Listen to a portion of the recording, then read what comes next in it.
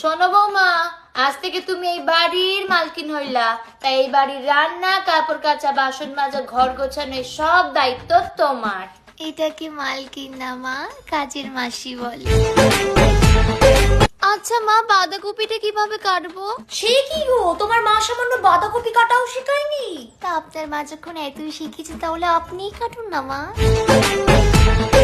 ইস, বলি বৌমা, ভগবান যে তোমায় দুটো চোখ দিয়েছে, তা চালের কাকড়গুলো বেছে রান্না করতে পারো না? ভগবান তো আপনাকেও 32টা দাঁত দিয়েছে, আপনি চিবিয়ে খেতে পারেন না?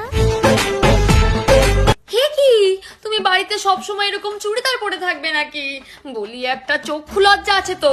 এই শোনো, কাল থেকে শাড়ি পরবা, এই বলে দিলাম। আপনিও তো নাইটি পরে বসে আছেন মা, সে বেলায় কোনো চক্ষু লজ্জা হচ্ছে না? এ বাবা, তুমি এরকম ছোট করে সিঁদুর পড়েছো কেন? আসলে মা আমার সিঁদুরও তো একটু অ্যালার্জি আছে, তাই আর কি। গেল গেল গো, সব শেষ হয়ে গেল। ও ভগবান, আমার কপালে কি বৌমা জুটলো গো। ভগবান গো, এইসব দেখার আগে আমাকে তুলে নাও, তুলে নাও তুমি। সব কিছুতে একটু বেশি বেশি করে। কি মিনমিন করছো, জোরে বলতে পারছো না? হে ভগবান, আমার শাশুড়ি মায়ের ইচ্ছেটা পূর্ণ করো মা। হ্যাঁ